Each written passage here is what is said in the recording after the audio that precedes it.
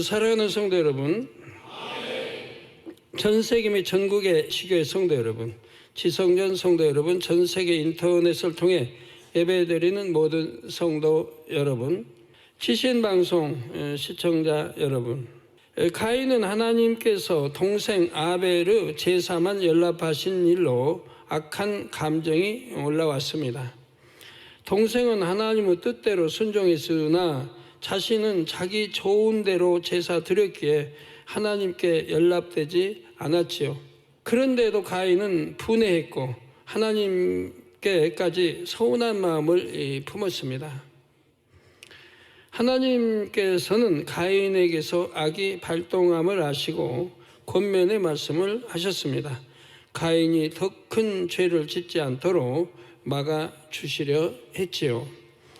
그런데 가인은 듣지 않았습니다. 본문 8절 전반절에 가인이 그 아우 아벨에게 고하니라 했습니다. 이는 가인이 자신의 마음에 있는 감정을 아벨에게 쏟아 놓았다는 뜻입니다. 자신이 아벨에게 어떤 감정을 가지고 있는지 또 왜 그러한 감정을 갖게 되었는지를 말했다는 의미죠. 그로 인해 동생 아벨을 몹시 힘들게 했습니다. 다시 말해 나 너한테 감정이 있어. 너 때문에 분이 났고 하나님께 권면도 들었어. 이런 식으로 말함으로써 심적 고통을 안겨주었다는 말이지요. 하나님께서 가인에게 분을 가라앉히고 더 이상 죄를 짓지 말라 하셨는데 가인은 반대로 행해 나갔습니다. 여러분들도 이렇게 잘 자신을 돌아보세요. 나는 그러지 아니한가? 가인은 악을 누구로 드린 것이 아니라 오히려 더 키워나갔습니다. 심지어 하나님의 권면도 듣지 않았지요. 시간이 지날수록 악한 감정은 더해졌습니다. 가인도 아버지 아담으로부터 진리를 배워서 자신이 그러면 안 된다는 것을 알았습니다. 그래서 감정을 다스려 보려고 했지만 제어하지를 못했지요. 오히려 점점 악한 감정이 쌓여갔고 이윽고 악한 행동으로 나올 수밖에 없는 지경에 이르게 되었습니다. 죄의 속성이 이렇습니다. 마음에 악이 심겨질 때에 바로 뽑아내지 않으면 금세 자라나서 마음을 정복해 갑니다. 원수마귀 사단의 사주를 받아 스스로 마음을 제어할 수 없게 되지요. 이러면 안 되는데 하면서도 죄의 종노릇을 하게 됩니다. 따라서 이런 단계에 이르기 전 이것은 죄다, 하나님께서 기뻐하시지 않는다 하고 깨달았을 때 바로 돌이켜야 합니다. 그리고 내가 악한 행동, 또 악한 말 이런 것들을 하면서도 내가 악하다고도 깨닫지 못한다고 하면 너무 하나님 말씀과는 멀리 사는 거예요. 성경 읽지도 않는 거고 말씀 귀담아 듣지도 않는 거고 그렇게 선을 가리키고 모든 걸 가리켜 나가는데도 자, 이것이 사람의 힘만으로는 역부족이죠. 아버지 하나님께서 주시는 은혜와 능력 그리고 성령의 도우심을 받아야 됩니다. 따라서 항상 깨어 기도해야 되고 또 불같이 기도해야 됩니다. 불같이 뜨겁게.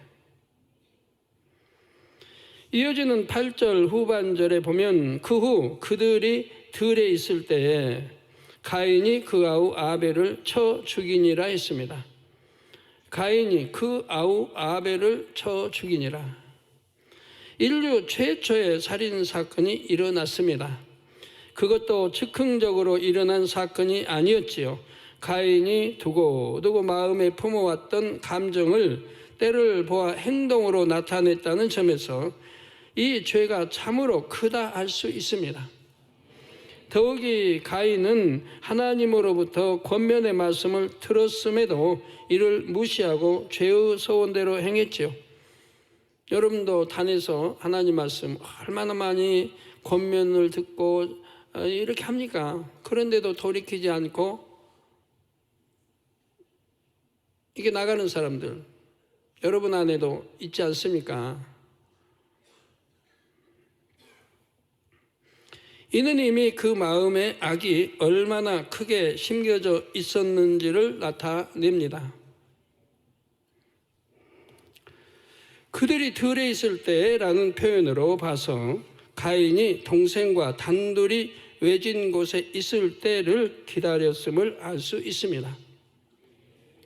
이미 동생을 죽일 마음을 품었고 적당한 기회를 노리고 있었지요. 가인은 치밀하게 살인 계획을 짰던 것입니다. 이처럼 같은 살인이라도 고의로 사람을 쳐서 죽인 경우에는 그 죄를 더욱 크게 여긴다는 사실입니다. 사무엘하 3장에도 개인적인 원한 때문에 사람을 죽인 한 사례가 나옵니다. 때는 다윗이 유다 지파만의 왕이 된 지 7년 6개월이 되어갈 무렵이었죠. 나머지 11지파는 아직 사울의 아들인 이스보셋의 수하에 있었습니다. 이때 이스보셋의 군대 장관인 아브넬이 이스라엘 11지파를 대표해서 다윗을 찾아와 화친할 것을 제안합니다. 다윗은 아브넬을 극진히 대접했지요. 이에 아브넬은 21절에 내가 일어나 가서 온 이스라엘 무리를 내 주 왕의 앞에 모아 더불어 언약하게 하고 마음의 원하시는 대로 모든 것을 다스리게 하리라고 약속했습니다. 전쟁을 하지 않고도 다윗이 이스라엘 12지파의 왕이 되어 통일 왕국을 이룰 수 있는 좋은 기회가 왔던 것입니다. 그런데 평안히 돌아가는 아브넬을 몰래 부하로 하여금 뒤쫓아가서 다시 데려오게 한 사람이 있었습니다. 바로 다윗의 군대 장관인 요압이었지요. 사무엘하 3장 27절에 보니 아브넬이 헤브론으로 돌아오매 요압이 더불어 정용히 말하려는 듯이 저를 데리고 성문으로 들어가서 거기서 배를 찔러 죽이니 이는 자기의 동생 아사엘의 피를 인함이니라 했습니다. 요압은 예전에 전쟁터에서 아브넬이 자기 동생을 죽인 데 대해 원한을 품고 이렇게 쾌계를 써서 아브넬을 죽이고 말았지요. 개인적인 원한을 갚기 위해 국가 중대사를 그르칠 수 있는 악행을 저질렀던 것입니다. 여기엔 사심도 개입돼 있었습니다. 적장인 아브넬이 다윗의 수하로 들어오면 자신의 주의가 위태해질 수 있었지요. 11지파를 데리고 오는 아브넬의 공로는 매우 큽니다. 이에 대해 다윗은 적절한 대우를 해줘야 하고요.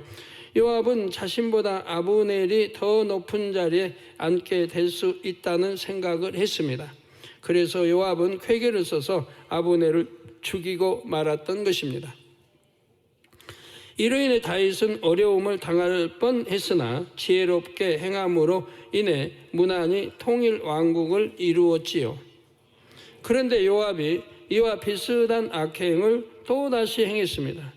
압살롬이 백성들의 마음을 도적질하며 잠시 왕이 되었을 때에 아마사를 자신의 군대 장관으로 삼았지요.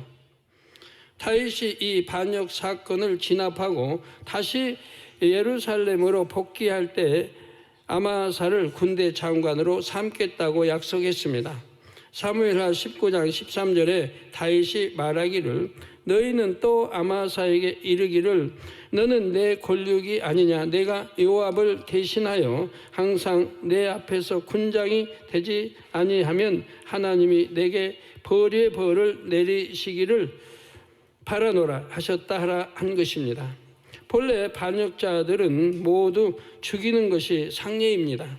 그런데 다윗은 큰 마음으로 적장을 품음으로써 반역에 가담했던 사람들의 마음을 얻으려는 선한 뜻을 내비쳤지요.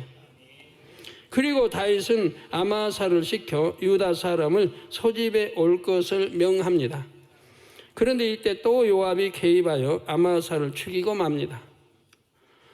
사무엘하 20장 9절 10절에 요압이 아마사에게 이르되 형은 평안하뇨 하며 오른손으로 아마사의 수염을 잡고 그 입을 맞추려는 채 하며 아마사가 요압의 손에 있는 칼을 있는 이 칼은 주의치 아니한지라. 요압이 칼로 그 배를 찌르매 그 창자가 땅에 흐르니 다시 치지 아니하였어도 죽으니라고 했습니다. 요압은 이처럼 번번이 다윗의 뜻을 거슬러서 악한 행동을 저질렀습니다. 늘 다윗에게 가시 같은 존재로 있다가 종국엔 배신을 했고 비참한 최후를 맞이했습니다. 이에 대해 열왕기상 2장 32절에 여호와께서 요압의 피를 그 머리로 돌려보내실 것은 저가 자기보다 의롭고 선한 두 사람을 쳤음이니 곧 이스라엘 군대 장관 네르 아들 아브넬과 유다 군대 장관 에데르 아들 아마사를 칼로 죽였음이더라 했습니다. 사람이 악의를 품고 고의로 누군가를 해치면 그 죄에 대한 보응을 반드시 받게 됩니다. 민수기 35장에 기록된 모세의 율법에도 고의로 사람을 죽인 경우, 즉 고살한 경우 반드시 살인자를 죽이라고 했습니다.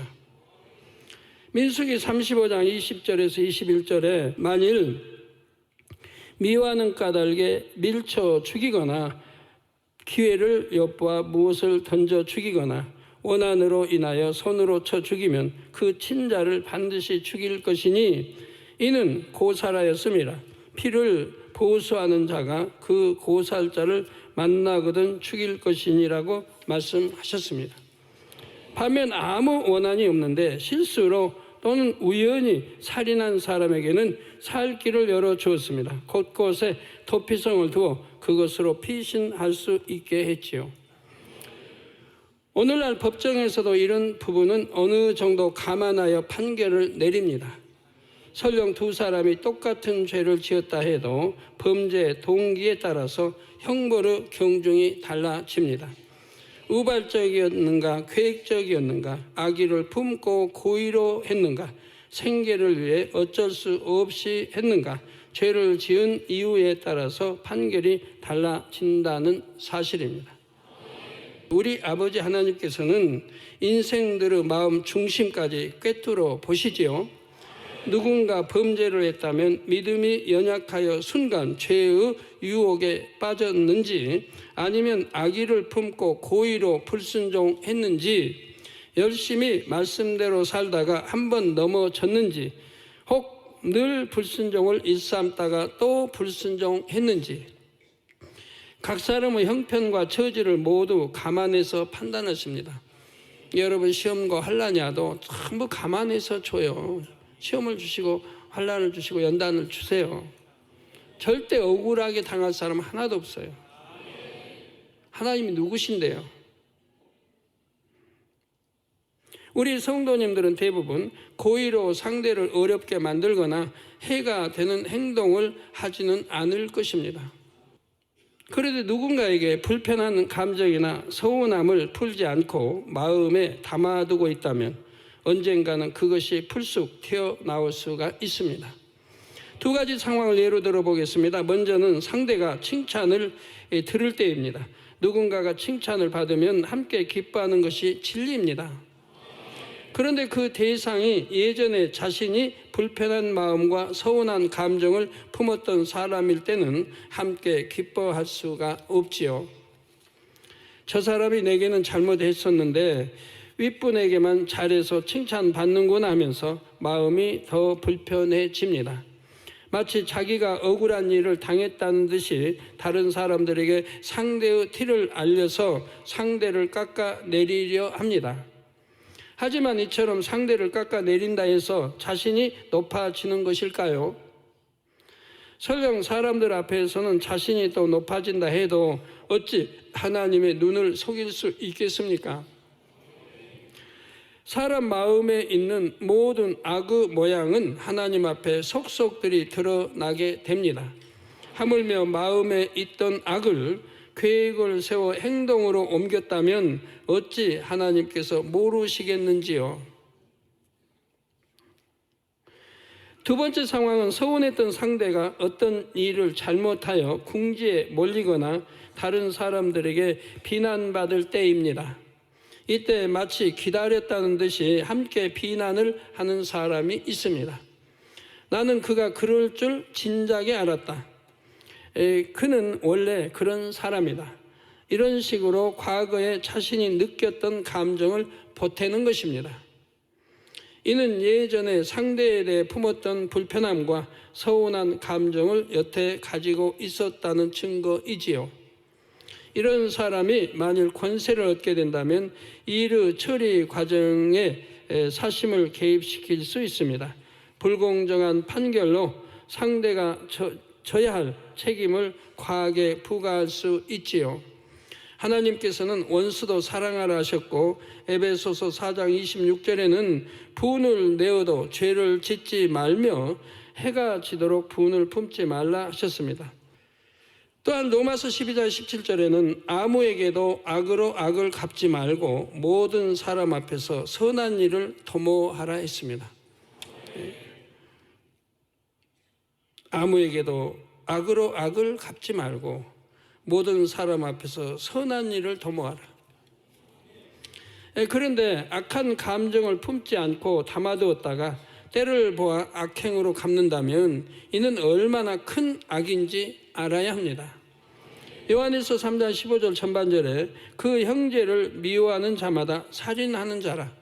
그런데 한 번만 미워한 것이 아니라 미움의 감정을 쌓고 또 쌓는다면 이는 얼마나 많은 살인을 저지른 것인가요? 그로 인해 기도 응답이 안 되고 있고 축복이 막혀 있으며 시험 환난이 왔는데도 깨닫지 못하는 경우도 있습니다.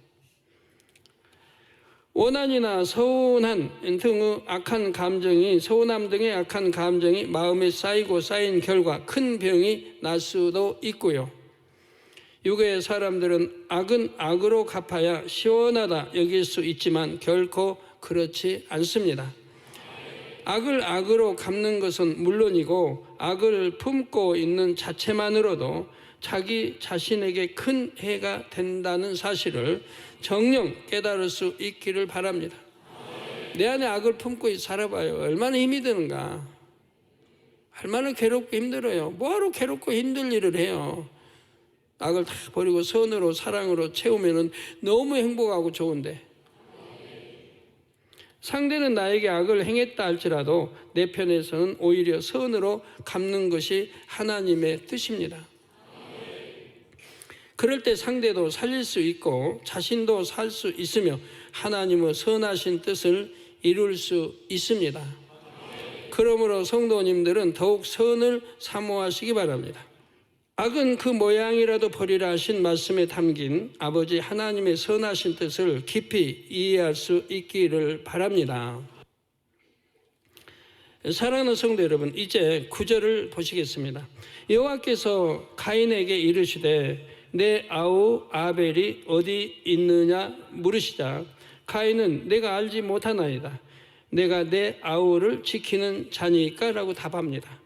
하나님께서는 가인이 동생 아벨을 죽인 사실을 이미 아시고 물으셨습니다.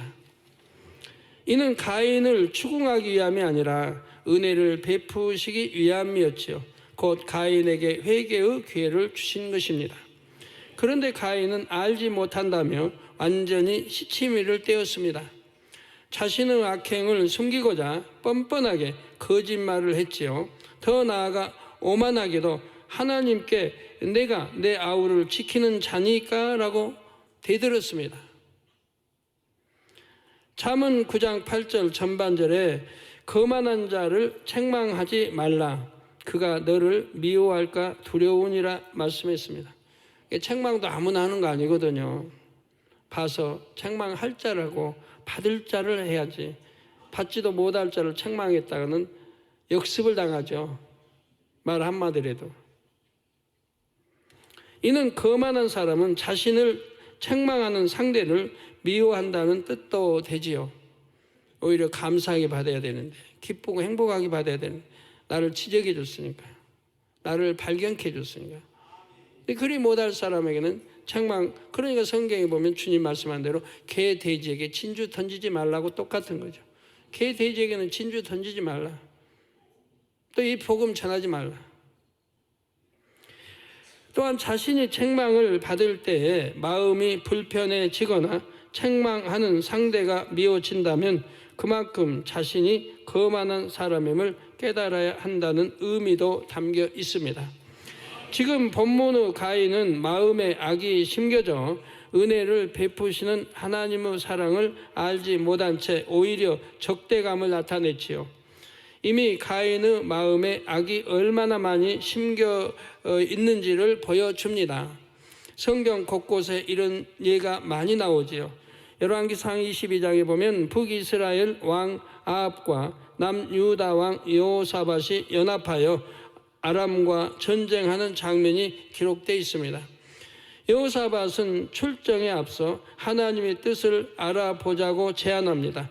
이에 아합이 선지자를 400인쯤 모아서 물어보니 모두가 이번 전쟁에서 승리한다고 말했지요.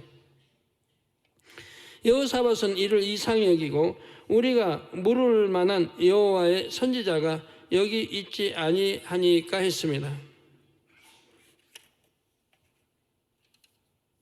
이에 열왕기상 22장 8절에 이스라엘 왕이 여호사밧에게 이르되 오히려 이므리 아들 미가야 한 사람이 있으니 저로 말미암아 여호와께 물을 수 있으나 저는 내게 대하여 길한 일은 예언하지 아니하고 흉한 일만 예언하기로 내가 저를 미워하나이다 답했습니다.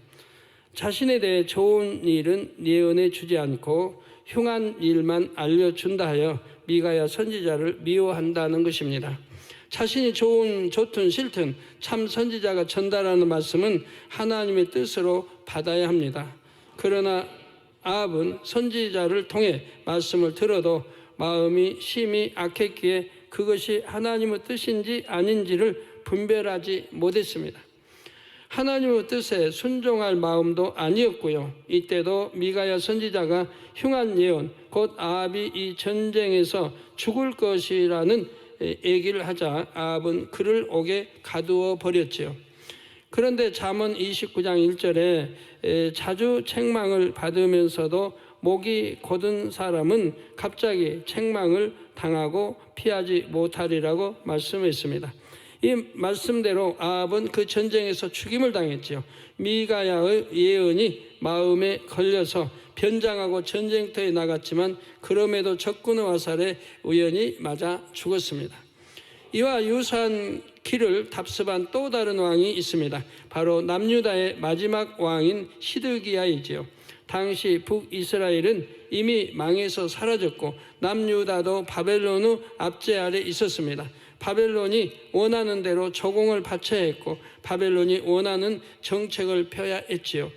이때 선지자 예레미야는 바벨론의 지배를 순순히 받아들이는 것이 하나님의 뜻임을 시드기야에게 전합니다.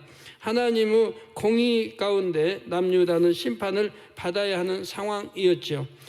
그러나 심판받아 영원히 사라지는 것이 아니라 70년 만에 다시 회복할 수 있음을 하나님께서 약속해 주셨습니다. 오래전 야고보 12족속이 애굽에서 한 나라를 이룰 만한 백성으로 성장했지요. 이처럼 이번은 바벨론의 압제 속에서 유대 민족이 겸비하게 연단을 잘 받으면 뛰어난 민족으로 거듭날 수 있음을 알려주셨습니다. 여러분 지적받고도요. 지적받고 그러면 회개하고 돌이켜서 정말 정도 걷고 바른 길로 가면 하나님이 신속히 싸매 주시고 회복시켜 주십니다. 다시 축복으로 이어주신다 이 말이에요. 그러나 악함으로 회개하지 않고 돌이키려고 하지 않고 그러면 그 연단은 계속 받아질 수밖에 없는 거죠. 예레미야 29장 11절에 나 여호와가 말하노라 너희를 향한 나의 생각은 내가 하나니 재앙이 아니라 곧 평안이요 너희 장래 소망을 주려 하는 생각이라고 말씀하신 대로입니다. 우리 아버지 하나님은 우리에게 참 평안 주시기 원합니다. 기쁨과 행복과 평안을 주시기 원하지 뭐 어려움을 주시고자 하는 게 아니란 말이에요. 시드기야 왕과 신하들은 이러한 하나님의 깊은 뜻을 알지 못한 채 예레미야를 매국노 취급하며 핍박했습니다.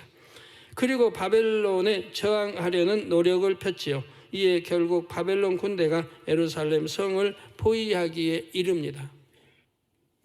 예루살렘 성이 워낙 난공불락의 요새였기에 포위 상태로 1년 6개월이 흘렀습니다. 그간 바벨론은 끊임없이 시드기야에게 항복을 권유했지만 그는 듣지 않았지요. 거짓 선지자들이 하나님께서 이 위협으로부터 벗어나게 도와주실 것이라고 했기 때문입니다. 그러다 어느 날 밤 시드기야가 조용히 예레미야를 불렀지요. 그때도 예레미야는 하나님의 뜻을 전합니다. 바로 예레미야 38장 17절에서 18절에 만군의 하나님이신 이스라엘 하나님 여호와께서 이같이 말씀하시되 내가 만일 바벨론 왕의 방백들에게 항복하면 내 생명이 살겠고 이 성이 불사름을 입지 아니하겠고 너와 내 가족이 살려니와 내가 만일 나가서 바벨론 왕의 방백들에게 항복하지 아니하면 이 성이 갈대아인의 손에 붙이우리니 그들이 이 성을 불사를 것이며 너는 그들의 손을 벗어나지 못하리라 하셨나이다. 이에 시드기야는 이어지는 19절에 자신의 속마음을 드러냈죠. 나는 갈대아인에게 항복한 유다인을 두려워하노라. 염려컨대 갈대아인이 나를 그들의 손에 붙이면 그들이 나를 조롱할까 하노라. 바로 자신이 항복하고 바벨론에 잡혀가면 먼저 포로로 끌려가 있는 유대인들이 만날 텐데 그들에게 조롱받는 게 두려웠다는 것입니다. 시드기야는 국가의 전망이나 성전의 보존, 신하들과 백성들의 안위보다 자신의 체면을 더 중요하게 여겼지요. 이에 예레미야는 다시 한번 간곡히 간하지요. 그 무리가 왕을 그들에게 붙이지 아니하리이다. 원하옵나니 내가 왕에게 고한 바 여호와의 목소리를 청종하소서. 그리하면 왕이 복을 받아 생명을 보존하시리이다. 그러나 시드기야는 끝까지 듣지 않았습니다. 바벨론 군대가 예루살렘 성을 넘어 들어올 때에 성 밖으로 나가 도망치다가 붙잡히고 말았지요. 결국 두 눈이 뽑히고 쇠사슬에 묶여서 바벨론으로 끌려갑니다. 두 눈이 다 뽑혀버리고. 성도 여러분, 예레미야 선지자는 사람들이 들으려 하지 않고 오히려 조롱해도 하나님의 뜻을 전하고 외쳤습니다. 당시 예레미야의 심정이 예레미야 20장 8절 9절에 잘 기록되어 있죠. 대저 내가 말할 때마다 외치며 강포와 멸망을 부르짖으오니 여호와의 말씀으로 하여 내가 종일토록 치욕과 모욕거리가 됨이니이다. 내가 다시는 여호와를 선포하지 아니하며 그 이름으로 말하지 아니하리라 하면 나의 중심이 불붙는 것 같아서 골수에 사무치니 답답하여 견딜 수 없나이다 한 것입니다. 참으로 하나님을 사랑하고 영혼들을 사랑하는 사람은 이와 같은 심정이 됩니다. 상대가 사망으로 가고 있는데도 듣기 싫어할 테니까 마음 아파할 테니까 아무 말도 안 해준다면 이는 상대를 미워하는 것과 같습니다.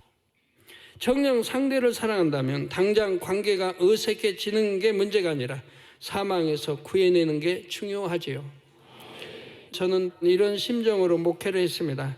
말씀을 선포하는 저는 물론이요, 듣는 성도들도 편치 않을 줄 알지만 그래도 죄에 대해 의에 대해 심판에 대해 외쳐왔지요. 안 그러고 선한 말만 한다면 저도 좋고 여러분도 좋고, 근데 그게 결국은 좋은 게 아니거든요. 결과는 좋은 게 아니거든요. 달콤한 말, 귀에 하여튼 거스르지 않은 달콤한 말 하면 좋을 것 같지만 그때는 좋겠죠. 그러나 결과는 좋은 게 아니란 말입니다. 그 결과 수많은 영혼이 어둠에서 빛으로 나왔고 영으로 온영으로 나오고 있습니다. 에베소서 5장 13절에 책망을 받는 모든 것이 빛으로 나타나나니 나타나지는 것마다 빛이니라 라는 말씀대로 되었지요. 그러므로 성도님들은 혹여 책망이나 지적을 받아도 감사할 수 있기를 바랍니다. 내가 하나님의 아들이고 딸이라고 하면, 천국의 소망을 가지고 산다고 하면 천국을 인도하는 말씀이고 다 깨닫게 해주는 말씀이라 하면, 깨우쳐주는 말씀이라, 오히려 감사하고 기뻐하고 행복해야 한다 하면, 그걸 통해서 나를 발견하고 어찌하든 악은 모양으로 버리고 내가 지금 하는 행위 말하는 이 하나하나가 얼마나 악한가를 깨달아야 하는 것이고, 선과는 너무 거리가 먼 내 입술의 말들이 나왔구나. 항상 마음을 낮춰 어떤 이가 권면하든 귀를 기울일 줄 알아야 합니다. 설령 어린아이가 권면을 해도 들을 수 있는 겸손한 마음이 되어야 합니다. 이처럼 우선 들을 수 있는 마음이 되어야 옳고 그름을 분별할 수가 있지요. 귀 기울여 들어보아서 그 말이 진리면 따르고 진리가 아니면 순종하지 않아도 됩니다. 그런데 아예 들으려고도 하지 않는다면 아무리 옳은 말도 옳게 들리지가 않습니다.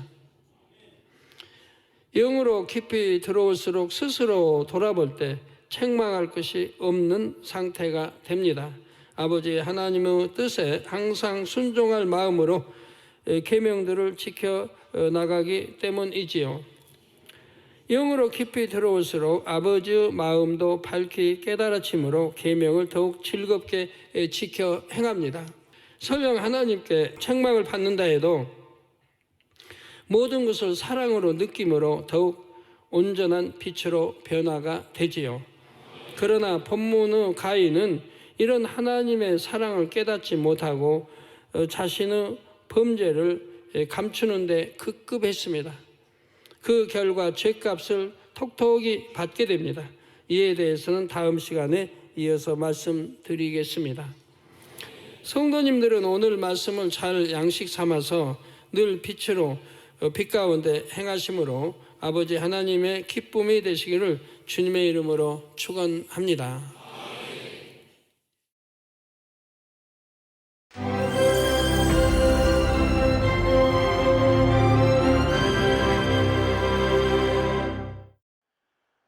할렐루야. 전능하신 사랑의 아버지 하나님, 이 시간 기도받는 모든 성도님들 위해 안수하여 주옵소서. GCN 방송과 인터넷과 화상을 통해 기도받는 지교회와 지성전 그리고 전세계 하나님의 자녀들 위에도 시공간을 초월하여 역사하여 주시기를 원합니다. 믿어지는 믿음을 주시고 부정적인 생각과 의심의 세력을 물리쳐 주옵시며 모든 시험 환난도 물리쳐 주옵소서. 머리부터 발끝까지 오장육부 뼈 마디마디 온몸의 신경 조직 세포 등 아픈 곳마다 성령의 불로 태우시고 근본의 빛으로 역사하여 주옵소서. 예수 그리스도의 이름으로 명하노니 원수마귀 사단 모든 질병 균 연약함아 물러가라. 빛이 임하라. 모든 불친 난치병도 성령의 불로 태워 깨끗하게 역사하여 주옵소서. 말라리아를 비롯한 모든 풍토병도 물리쳐 주옵소서. 깨끗함을 입을지어다. 감기, 기침, 열, 몸살, 독감 등 각종 유행성 질병도 다 물러가라. 어떠한 유행성 질병 균도 틈타지 않게 지켜 주옵소서. 위암, 폐암, 간암, 유방암, 자궁암, 대장암, 피부암 등 각종 암과 에이즈, 백혈병, 뇌졸중, 고혈압, 저혈압, 심장병, 폐병, 위장병, 당뇨, 부인병, 피부병, 갑상선 질환과 모든 염증도 깨끗게 하여 주옵소서. 소아마비, 중풍, 관절염, 디스크도 온전케 하여 주옵소서. 요통, 두통, 신경통을 비롯한 모든 통증은 사라질지어다.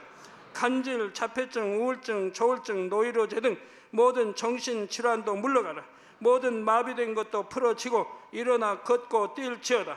눈도 잘 보이게 하옵시고 귀도 잘 들리게 하여 주옵소서.